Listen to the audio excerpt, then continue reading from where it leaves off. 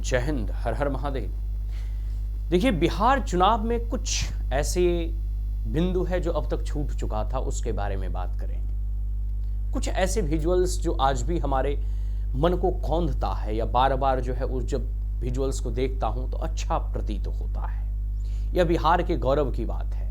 पहले तो मनोज तिवारी के द्वारा वह जो गाना गाया गया, हाँ हम बिहारी हैं जी, थोड़े संस्कारी हैं जी, ये गाना बहुत प्रचलित हुआ। और कहीं ना कहीं आप इस बात को मानकर चलिए, आप जब नाजिज्म हिटलर को पढ़ेंगे या नाजीज पार्टी के जब फिलॉसफी को आप पढ़ते हैं या जानते हैं, तो उसमें हिटलर ने सॉन्ग वगैरह का बहुत यूज किया है, ठीक है, प्रोपेगेंडा को फैलाने के लिए।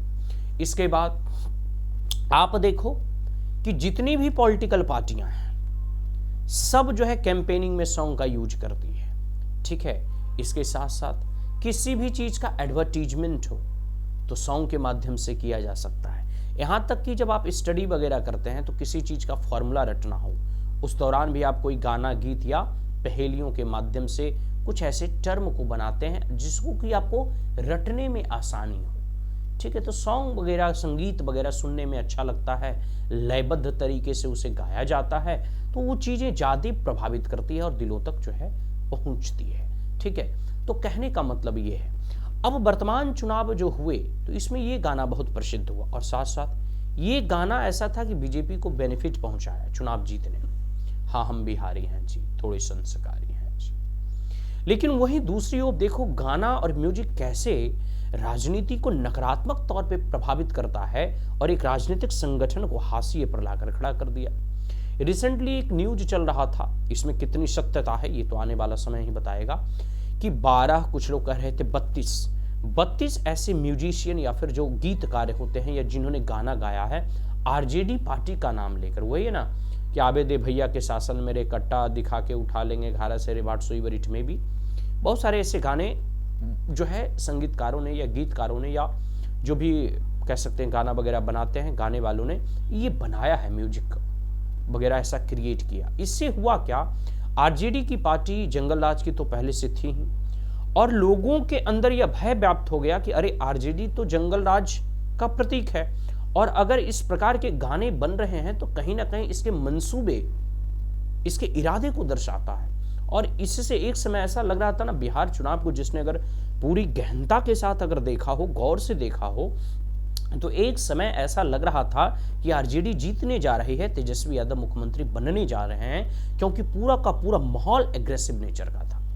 लेकिन आप फिर मैं बता रहा हूं कि फिर कैसे लोगों का मूवमेंट बदला, क्योंकि अल्टीमेट जो फ्लाइंग वोटर्स होते हैं, जो किसी के राजनीतिक संगठन से जुड़े नहीं होते हैं, एक तो वोटर है कि किसी ना किसी दल से जुड़े हैं, किसी ना किसी आइडियोलॉजी के समर्थक हैं, दूसरे फ्लाइंग वोटर्स होते हैं जो किसी दल से नहीं जुड़े होते हैं, वो सभी पॉलिटिकल पार्टियों को वोट करते हैं। इस बार इसको दे दिया, अगले साल उसको दे दिया, जिसको वो अच्छा उनको लगता है कि ये अच्छा है, चलो इसको दे देते हैं। तो कहने का मेरा मतलब ये हुआ कि इस प्रकार से जो है आप कह सकते हैं कि वो जो फ्लाइंग वोटर्स हैं उनको लगा कि अरे देखो गाना सुनो इसका, इस पार्टी का जो है किस प्रकार से जो है एजेंडा है, इसका मोटिव क्या है, हो सकता है बिहार दोबारा जंगल राज में ना आ जाए। इसलिए इन लोगों ने क्या किया, अब फ्लाइंग वोटर्स ने इन्हें वोट नहीं दिया, परिणाम है कि ये 25 सीट पर आकर अटक गए। तो कहीं ना कहीं म्यूजिक अच्छा भी है राजनीति के लिए, राजनीतिक संगठन या दलों के लिए, और यही म्यूजिक, यही संगीत, यही गाना उनको जो है नुकसान भी पहुंचा सकता है। तो जब आरजेडी के अभी जो है आप कह सकते हैं तेजस्वी यादव ने 12 या 32 ऐसे म्यूजिशियन को सो कॉल्ड नोटिस भेजा है कि आप पर एक्शन क्यों नहीं लिया जाए। हालांकि लोगों की मौलिक स्वतंत्रता है, वो गाना गा सकते हैं और कई बार ये गाना गीत जो है राजनीतिक दल के संगठन के नेताओं से प्रेरित होकर या उनके कहने पर या उनके द्वारा पैसे दिए जाते तब ऐसे गाने बनाए जाते हैं, और नहीं तो कई बार समर्थक जो उनके फॉलोवर्स या वॉलंटियर्स होते हैं, कई गीत गायक भी वॉलंटियर्स या फॉलोवर्स होते हैं, या फिर अपनी पार्टी को चाहते हैं तो अपने मन से भी बनाते हैं, बहुत सारी ऐसी चीज़ें हैं। लेकिन जो भी हो, लोगों के मौलिक अधिकार भी हैं गाना गाने का। लेकिन हाँ, ये बात सही है कि किसी भी व्यक्ति का छवि आप खराब नहीं कर सकते हैं, किसी राजनीतिक दल का आप छवि खराब नहीं कर सकते हैं। लेकिन मोर और लेस जो गाना गाया गया, कहीं ना कहीं आरजेडी के ये अतीत की जो कह सकते हो कुकर्म कह सकते हो, या फिर अतीत के जो इनके द्वारा जंगल राज के लोगों के मन में जो अभी भी जो भय है उसी को उस गाने में दर्शाया गया था। और इससे यह भी पता चलता था कि आने वाले समय में अगर जीत जाएंगे तो कट्टा सट्टा के ही सब लंद फंद 12-17 जो किया गया था, स्वाभाविक सी बात है ये लोगों में एक डर का माहौल क्रिएट किया, जिसके कारण इन्हें इतनी कम सीटें आई। तो ये सब सारी चीज़ें, इन सब सारी चीज़ों पर आप विचार कीजिएगा। और मोर और लेस हम यही कहना चाहते थे कि सॉन्ग किस प्रकार से जो है प्रभावित किया। और जो है एक और चीज़ हम बता देते हैं जो इस बिहार चुनाव में मुझे बड़ा ही दिलचस्प लगा, वह था कि गमछा। बिहार का स्वाभिमान है गमछा, बिहार का अभिमान है गमछा, बिहार की शान है गमछा, हमारी पहचान है गमछा।